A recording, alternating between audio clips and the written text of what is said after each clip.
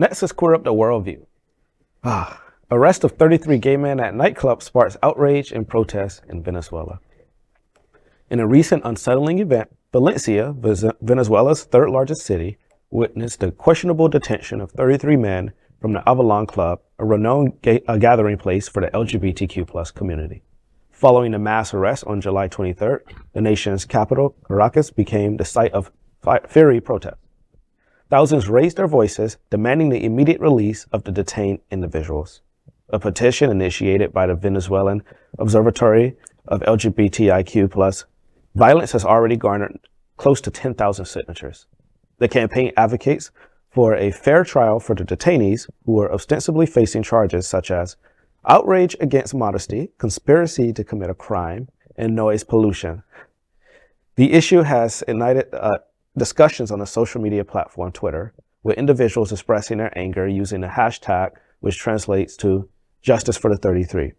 As reported by Al Jazeera, a majority of the detained 30 men were granted conditional parole post 72 hours of confinement, implying a requirement to report to the local authorities monthly. The remaining 3, including the Avalon Club's proprietor, were released on August 3rd, 10 days after their detention. Disturbingly, some of the detained men's photographs, many of whom hadn't disclosed their sexuality publicly, were illicitly leaked to the local press. These images were maliciously used to associate them with false narratives. The Venezuelan Observatory of LGBTIQ+ violence did not hold back in their condemnation, labeling the detentions as state-sponsored homophobia. I'm going to go ahead and call it state-sponsored terrorism. What they did. Right. Obviously, we know it's not right to do, but I'm just surprised. Yeah. That's all I can say. I'm not surprised. I'm not surprised at all. I mean, I think that the conservative wave that we're seeing here is all over the world. We're seeing it in, Israel has a very, very conservative government now. Lots of places in the world are moving towards this strange conservativeness, and it's not surprising. It's kind of laughable that they said noise pollution was one of the things that they charged. That's just ridiculous. It reminds me of resisting arrest without violence in the Right. It's like they're making shit up. Yes. Well, look, Venezuela is not really known for its progressive politics anyway. Exactly, right. But I'm wondering, this made me think about the Texas law of holding up your ID to look at porn. Like another way of getting a list of people together so that we can go round them up. I mean, did Venezuela do the porn ban before too? Yeah, and is Texas going to publish the names and driver's license of all these people who are signing into Pornhub? It's an easy hack. Right. That's exactly what authoritarianism does, right? Like that is it breeds all sorts of human rights violations, and like in Venezuela, the high level of poverty and the discrepancy of poverty for most of so many people are so poor while there's so much state-induced violence, and it allows them to get away with something like this, but it also doesn't. That is I don't know if you saw those images. I saw them just now for the first time. Those protests were really powerful. It kind of looked like ACT UP days. It looked kind of like a die-in, where people were just,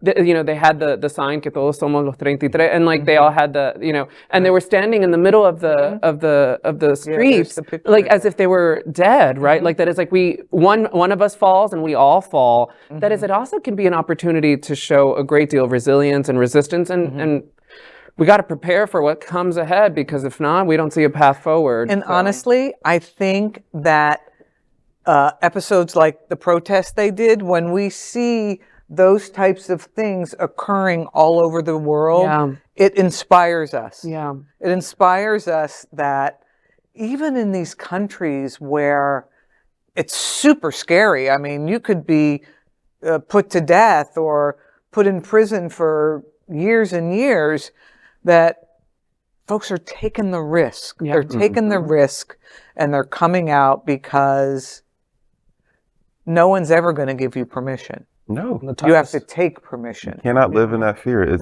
sometimes worse than death. Yeah. And the tide is turning. A lot of these countries, people are speaking up. They're protesting like we saw here. Governments are starting to really look at policy we never thought would have happened. Some countries legalizing at least civil unions or same-sex marriages. So there's some changes happening. I love this. We turned this terrible story into something good. Gorgeous. We did that. Yes. We are Queer News Tonight, the world's first and only live daily LGBTQ+ evening news show, brought to you from Happening Out Television Network.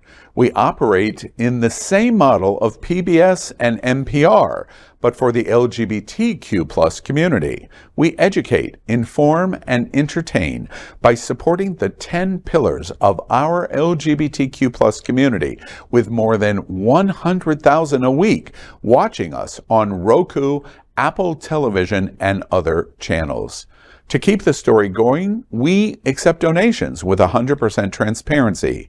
Stay updated and live authentically with Queer News Tonight.